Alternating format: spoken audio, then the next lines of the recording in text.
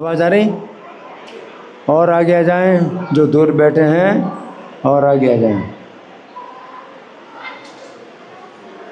तो यहाँ पर भगवान कह रहे हैं कि यत तो हेपी कौन थे, यानी यत्न करते हुए भी जो बहुत बुद्धिमान है और या यत्न करता है, प्रयास करता है।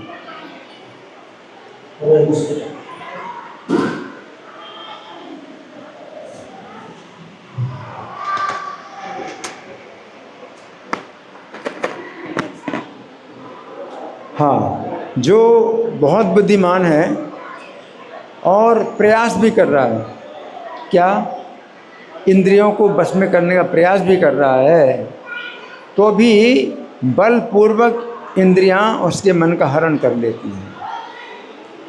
जिसके पास बहुत बुद्धि है, बुद्धि से वो बहुत प्रयास कर रहा है, इंद्रियों को बस में करने का प्रयास कर रहा है, लेकिन तो भी इंद्रियां बलपूर्वक उसके मन का हरण कर लेती हैं। यहाँ पर इंद्रियां इतनी प्रबल हैं, इतनी शक्तिशाली हैं कि प्रयास करने के बावजूद भी बुद्धिमान व्यक्ति प्रयास कर रहा है तो भी हरण कर लेती हैं।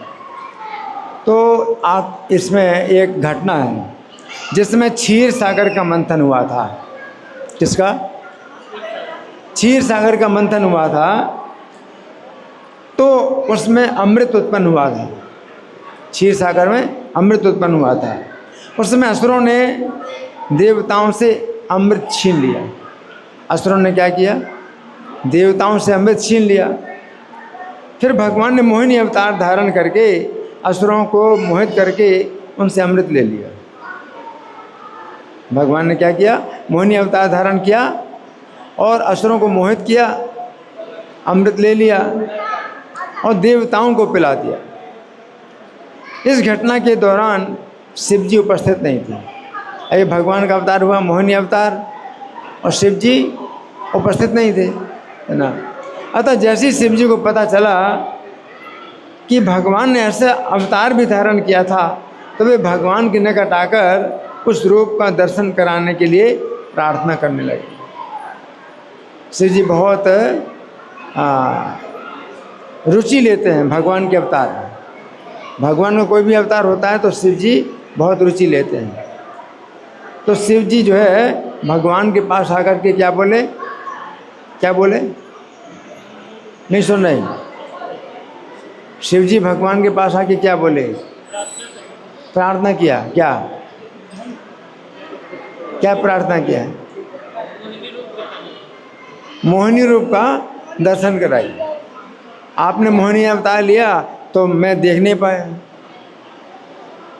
तो शिव जी बहुत बड़े भक्त हैं, तो भगवान का कोई भी अवतार होता है तो वो हमेशा दर्शन करते हैं भगवान के अवतार का। तो मोहिनी अवतार का दर्शन नहीं कर पाए, तो भगवान के निकट आकर के उस रूप का दर्शन कराने के लिए प्रार्थना करने लगे। तो भगवान ने शिव जी को सूचित किया कि ये रूप कामी पुरुषों को बहुत मोहने वाला है। भगवान ने क्या कहा कि ये जो मेरा रूप है, मोहिनी रूप है, ये कामी पुरुषों को बहुत मोहने वाला है। ये सब पंखे बंद कर दिए, पंखे जितने पंखे चल रहे हैं सब पंखे बंद कर दिए,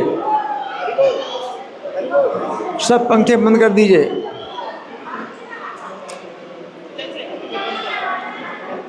पंखे सब बंद कर दीजिए।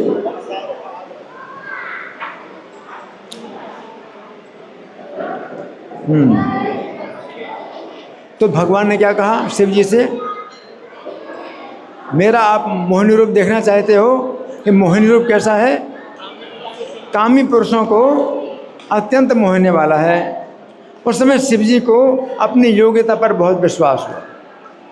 शिव जी को अपनी योग्यता पर बहुत विश्वास हुआ कि मैं तो कामी नहीं हूँ। शिव जी ने अपने मन में सोचा, मैं तो कामी नहीं हूँ, हाँ, मैं तो बहुत बड़ा तपस्वी हूँ, मैं तो बहुत बड़ा ज्ञानी हूँ, मैं तो बहुत बड़ा ध्यानी हूँ। उन्होंने विचार किया। मोहिनी का रूप देखकर तो असुर लोग मोहित हुए थे। मोहिनी रूप देख करके असुर मोहित हुए थे और देवता भी मोहित नहीं हुए। तो फिर मैं तो महादेव, शिव जी ने कहा जब देवता मोहित नहीं हुए तो मैं तो महादेव हूँ, तो अतः मेरे मोहित होने की संभावना तो बिल्कुल नहीं है। शिव जी ने अपने ऊपर पूरा विश्वास किया। क्या विश्वास किया? कि भगवान मुझे मोहिनी रूप दिखलाएंगे तो मेरे मोहित होने की कोई संभावना नहीं है। क्यों? जब देवता लोग मोहित नहीं हुए तो मैं क्या हूँ? महादेव हूँ, तो मैं तो मोहित नहीं होगा। इस प्रकार शिव जी कुछ समय के लिए कृष्ण भक्ति के धरातल से नीचे उतर आए। भक्ति के धरातल से नीचे उतर आए। तो भक्ति के धरातल पर अपने को हमें बहुत कमज़ोर मानना पड़ता है कि मैं बहुत कमज़ोर हूँ भक्ति के धरातल पर। और शिव जी ने जब सोचा कि नहीं, मैं बहुत बड़ा ज्ञानी हूँ, बहुत बड़ा ध्यानी हूँ, तो मैं जो है मेरी इंद्रियां बस में हैं, उन्होंने ऐसा सोचा। तो क्या हुआ? अपनी योग्यता के बल पर विचार करने लगे कि मैं भगवान के मोहिनी रूप को देखकर मोहित नहीं होऊंगा। फिर क्या हुआ?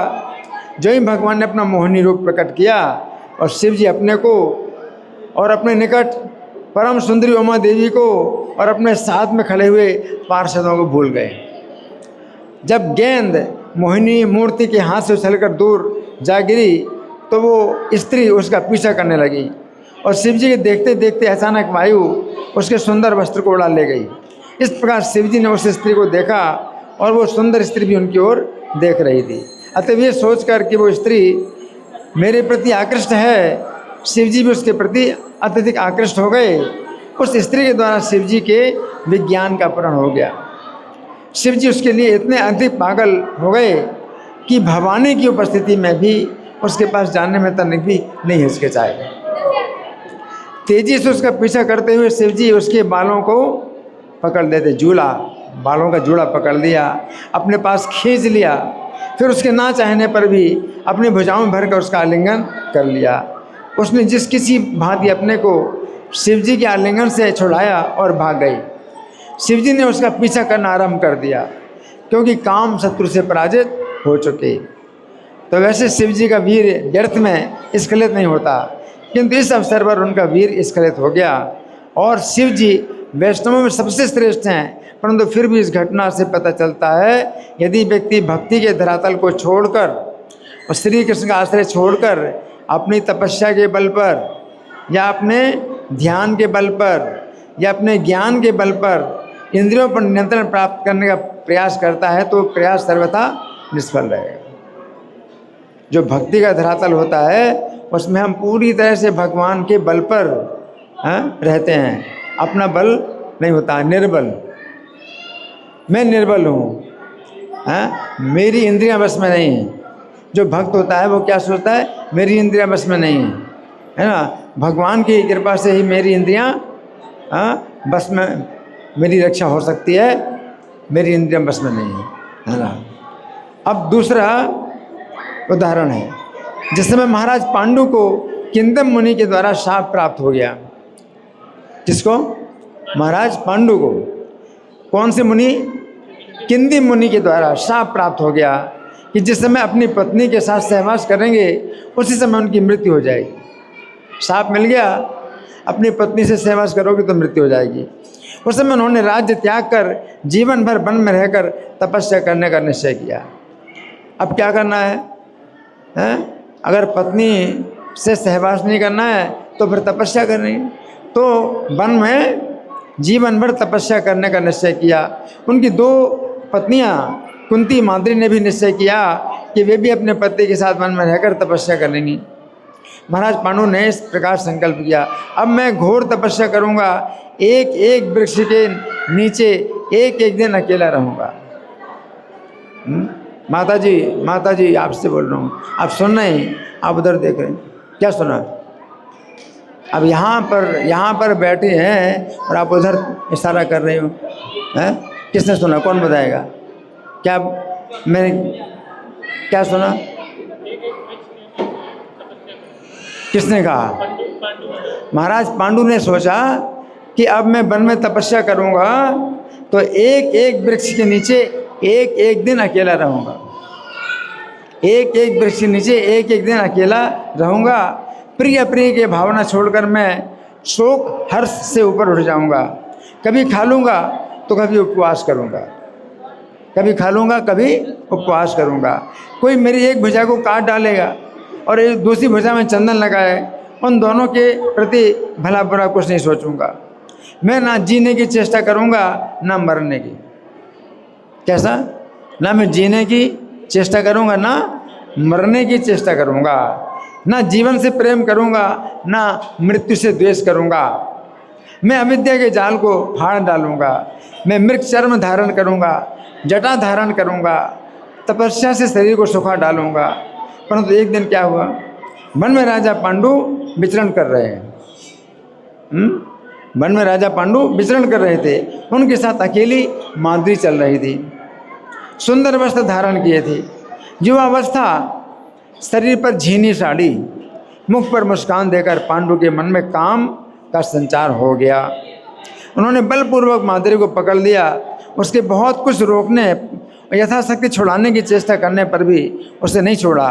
काम के नशे में इस प्रकार चूर हो गए, सांप का ध्यान रहते हुए भी मैथुन में प्रवृत्त हो गए और उनका शरीर छूट गया, उनका शरीर छूट गया। तो यहाँ पर हम देखते हैं कि महाराज पांडु ने भक्ति का सहारा न लेकर अपने संकल्प के बल पर अपनी इंद्रियों को नियंत्रित करना चाहा, अपना संकल्प किया भक्ति के बल पर नहीं, और असफल हुए। तो इस श्लोक में भगवान ने भक्ति से विहीन व्यक्ति के लिए दो शब्दों का प्रयोग किया है, यततो और विपश्चित। यततो का अर्थ है यत्न करते हुए। तो इस श्लोक के अनुसार महाराज पांडु ने अपने संकल्प के बल पर अपनी इंद्रियों को नियंत्रित करने का प्रयास किया। और दूसरा शब्द विपश्चित है, यानी विवेक से युक्त है। तो इस श्लोक के अनुसार महाराज पांडु के पास पूरा विवेक था। यदि वे अपनी पत्नी के साथ सहवास करेंगे तो तत्काल मृत्यु हो जाएगी। इस प्रकार इतना प्रयत्न, इतने विवेक के बावजूद भी महाराज पांडु की इंद्रियों ने उनके मन का अपहरण कर लिया।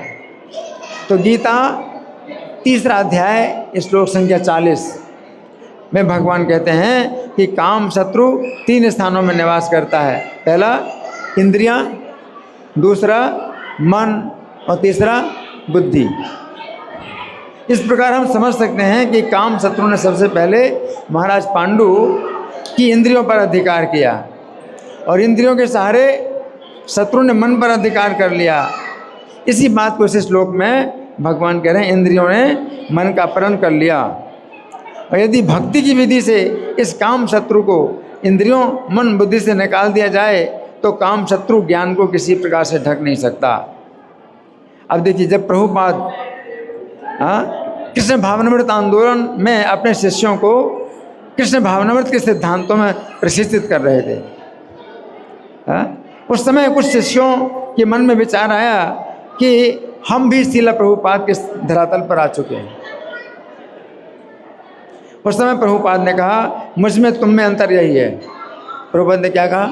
मुझ में तुम में अंतर यही है, यदि तुम बंद कमरे में नग्न स्त्री को देखोगे तो तुम गिर जाओगे, परंतु मैं नहीं गिरूंगा। प्रभुपाद ने कहा। प्रभुपाद ने कहा, शिष्य लोग क्या सोचने लगे, अब हम भी प्रभुपाद के जैसे बन गए।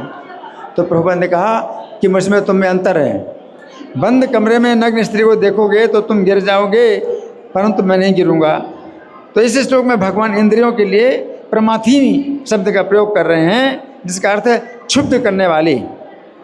कृष्ण भक्ति का जब तक पूर्ण विकास नहीं होता तब तक इंद्रियों में क्षुब्ध करने की प्रबलता रहती है, और प्रभुपाद की इंद्रियां भक्ति के पूर्ण विकास के कारण पूरी तरह से शुद्ध थी, उनमें क्षुब्ध करने की प्रवृत्ति जरा भी नहीं थी, परंतु ये शक्ति उन्हें कृष्ण का आश्रय लेने के कारण प्राप्त हुई थी।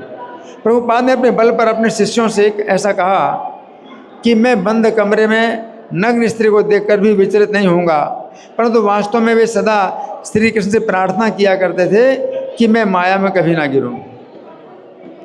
उन्होंने शिष्यों को तो कहा अपने बल पर, लेकिन हमेशा कृष्ण से प्रार्थना करते थे कि मैं कभी माया में ना गिरूं। दिनांक 29 अप्रैल 66 को न्यूयॉर्क में इस श्लोक पर प्रवचन देते हुए प्रभुपाद ने कहा था, हमारी इंद्रियां इतनी प्रबल और अनियंत्रित हैं कि यहाँ तक यदि हम कृत्रिम रूप से उनको बस में करने का प्रयास भी कर रहे हैं, तो भी कभी कभी एक विशेष बिंदु पर हम असफल हो जाते हैं। विपश्चिता का अर्थ है बहुत शिक्षित व्यक्ति, उसके ऊपर वो प्रयास भी कर रहा है, बहुत शिक्षित है और प्रयास भी कर रहा है। सामान्य व्यक्ति नहीं, विद्वान व्यक्ति है, अपनी इंद्रियों को बस में करने का प्रयास कर रहा है, परंतु इंद्रियां इतनी प्रबल हैं, एक निश्चित बिंदु पर वो अत्यंत शिक्षित व्यक्ति भी जो सब कुछ जानता है, प्रयास करते हुए भी विफल हो जाता है। इसलिए वैदिक आदेश के अनुसार व्यक्तियों के लिए स्त्रियों का संग करने पर प्रतिबंध है ना। तो यहाँ पर हम देखते हैं कि प्रभुपाद ने श्रीमद् भागवत से एक ऐसा श्लोक निकाला है जो गीता के इस श्लोक से पूर्णतः मेल खाता है। शुद्ध करने वाली इंद्रियां। तो गीता के इस श्लोक में भगवान ने कहा है कि यत्न करते हुए भी विद्वान पुरुष के मन को बलपूर्वक हर लेती हैं। और भागवत के इस श्लोक में कहा गया है विद्वान सम अपि कर्षति, अर्थात विद्वान व्यक्ति को भी आकर्षित कर लेती हैं। भागवत का निष्कर्ष है व्यक्ति को जब तक भक्ति की पूर्ण प्राप्ति नहीं हुई है तब तक उसे एकांत में अपनी माता बहन पुत्र के साथ ही नहीं बैठना चाहिए। अब सुखदेव गोस्वामी की कैसी स्थिति थी? सुखदेव गोस्वामी की ऐसी दिव्य स्थिति थी, वे युवक होते हुए भी नग्न होकर स्त्रियों के बीच में भी घूमते थे। सुखदेव गोस्वामी नग्न होकर भी स्त्रियों के बीच में घूमते थे। एक बार नदी के तट पर कुछ स्त्रियां नग्न होकर स्नान कर रही थीं और सुखदेव गोस्वामी नग्न अवस्था में उस स्थान से गुजरे। उन्हें देखकर स्त्रियों का मन इतना शुद्ध हो गया, उन्होंने अपने वस्त्र धारण नहीं किए। स्त्रियों का मन शुद्ध हो गया, उन्होंने अपने वस्त्र धारण नहीं किए, अपने कार्य में व्यस्त नहीं। व्यासदेव ने सुखदेव गोस्वामी की ऐसी दिव्य स्थिति देखकर उन्हें ही श्रीमद् भागवत का सबसे पहला ग्राहक बनाया। सुखदेव गोस्वामी को सबसे पहला ग्राहक बनाया श्रीमद् भागवत का। श्रीमद् भागवत तो सभी प्रकार के दूषित व्यक्तियों को शुद्ध करती है, परंतु फिर भी व्यासदेव श्रीमद् भागवत का पहला ग्राहक उस व्यक्ति को बनाना चाहते थे जो परमहंसों में सर्वोच्च स्थिति थी। तो सुखदेव गोस्वामी की स्थिति के समान अनेक भक्तों की स्थिति होती है, फिर भी समय स्थान के अनुसार व्यवहार करते हैं। यदि वे स्वेच्छापूर्वक स्त्रियों से एकांत में मिलेंगे तो उनका कुछ भी नहीं नुकसान होगा, परंतु उनके देखा देखी अन्य लोग ऐसा करेंगे और समाज में बड़ा उत्पात फैल जाएगा। इसलिए श्रील भक्ति सिद्धांत सरस्वती ने एक बार शिष्यों को डांटा। भक्ति सरस्वती ने एक बार अपने शिष्यों को डांटा। जब उनकी बहन उनके कमरे में उनसे कुछ बात करने आई और उनके शिष्य ये सोचकर कमरे को छोड़कर बाहर चले गए कि उनकी बहन कुछ घरेलू बात करने के लिए आई है, अतः उनका इस स्थान में रहना उचित नहीं है। भक्ति सिद्धांत सरस्वती ने अपने शिष्यों से कहा, तुम लोग मुझे छोड़कर क्यों चले गए जिस समय मैं माया के साथ कमरे में अकेला था? ना। तो इस श्लोक के तात्पर्य में जो प्रभुपाद हैं वो लिखते हैं कि कृष्ण भावनामृत इतनी दिव्य सुंदर वस्तु है, इसके प्रभाव से भोग अपने आप नीरस हो जाता है। जैसे कोई भूखा मनुष्य प्रचुर मात्रा में पुष्टिदायक भोजन करके अपनी भूख मिटा ले। महाराज अम्बरीश भी परम योगी दुर्वासा मुनि पर इसीलिए विजय पा सके क्योंकि उनका मन निरंतर भक्ति में लगा रहता था। तो हमें यहाँ समझना चाहिए, यद्यपि इंद्रियाँ बहुत शक्तिशाली अनियंत्रित हैं, फिर भी हमारा मन श्री कृष्ण के चरणों में लगा रहे तो इंद्रियां मन का अपहरण नहीं कर सकेंगी। इसलिए गीता के अंत में भी भगवान का उपदेश है मन मना भव, अर्थात मेरे मन वाले बनो, है ना। इसका अर्थ है हमें अपना मन श्री कृष्ण के चरणों में लगाना चाहिए। तो अभी हमने उदाहरण दिए स्त्री पुरुष के आकर्षण के हैं, परंतु त्वचा इंद्रिय के अलावा अन्य 4 इंद्रियां भी हैं, अपने अपने विषय सुख प्राप्त करने के लिए मन का हरण करती हैं। तो पहली इंद्रिय नेत्र, 5 इंद्रियां हैं। नेत्र इंद्रिय सुंदर रूप देखने के लिए मन का हरण करती है। इसका उदाहरण पतंगा है। क्या है?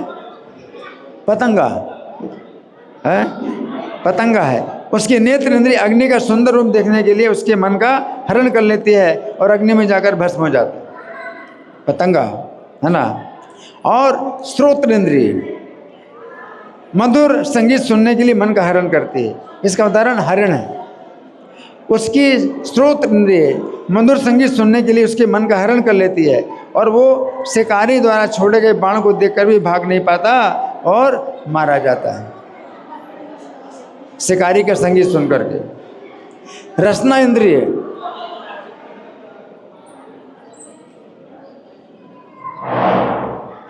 रसना इंद्रिय स्वादिष्ट व्यंजन खाने के लिए मन का हरण करती है। इसका उदाहरण मछली है। क्या है? मछली। उसकी रसना इंद्रिय स्वादिष्ट कीड़े को खाने के लिए उसके मन का हरण कर लेती है। वो कीड़े को कांटे के सहित निगल जाती है और प्राणों से हाथ धो बैठती है। फिर घ्राण इंद्रिय सुगंध सूंघने के लिए मन का हरण करती है। इसका उदाहरण भ्रमर। भ्रमर कमल में बैठकर उसका मधु ग्रहण करता है। जब सूर्यास्त के समय कमल का फूल बंद हो जाता है तो उसके अंदर सुगंध बहुत तीव्र हो जाती है। जब रात्रि के समय हाथी पानी में घुसकर कमल के फूलों को खाता है, उस समय भ्रमर की घ्राण इंद्रिय कमल की सुगंध सूंघने के लिए उसके मन का हरण कर लेती है, और हाथी के द्वारा कमल तोड़ने के झटके का अनुभव करके भी कमल के पुष्प बाहर नहीं निकलता है और हाथी के मुख में कुचलकर मर जाता है। तो बात नहीं, बात नहीं, बात नहीं, बात नहीं, बात नहीं, बाहर जाइए, बाहर जाइए। अब श्री कृष्ण के अनेक नामों में से एक नाम क्या है? मनोहर। कृष्ण का एक नाम क्या है? मनोहर, जिसका अर्थ है मन का हरण करने वाले। और ब्रज में श्री कृष्ण की माखन चोरी की लीला बहुत प्रसिद्ध है। इस लीला से पता चलता है श्री कृष्ण को ताज़ा मक्खन बहुत प्रिय है। यदि हम अपने मन को मक्खन के समान निर्मल और शीतल बना लें, अगर हम अपने मन को मक्खन के समान निर्मल और शीतल बना लें, तो श्री कृष्ण मक्खन की तरह हमारे मन की भी चोरी कर लेंगे। क्या करेंगे? हमारे मन की चोरी कर लेंगे। यदि श्री कृष्ण हमारा मन चुरा लें तो फिर इंद्रियों को हमारा मन चुराने का अवसर नहीं प्राप्त होगा। अगर कृष्ण हमारा मन चुरा लेंगे तो फिर इंद्रियों को मन चुराने का अवसर नहीं मिलेगा। इसलिए हमें सदा हरे कृष्ण महामंत्र का जप करना चाहिए, ताकि हमारा मन मक्खन के समान स्वच्छ हो जाए, निर्मल हो जाए, और श्री कृष्ण हमारे मन को चुरा सके। तो कृष्ण का नाम मनोहर है, वो चुरा लें तो फिर इंद्रिय हमारा मन नहीं चुरा पाएंगे। धन्यवाद। ग्रंथराज श्रीमद् भगवद गीता की जय। श्रील प्रभुपाद की जय।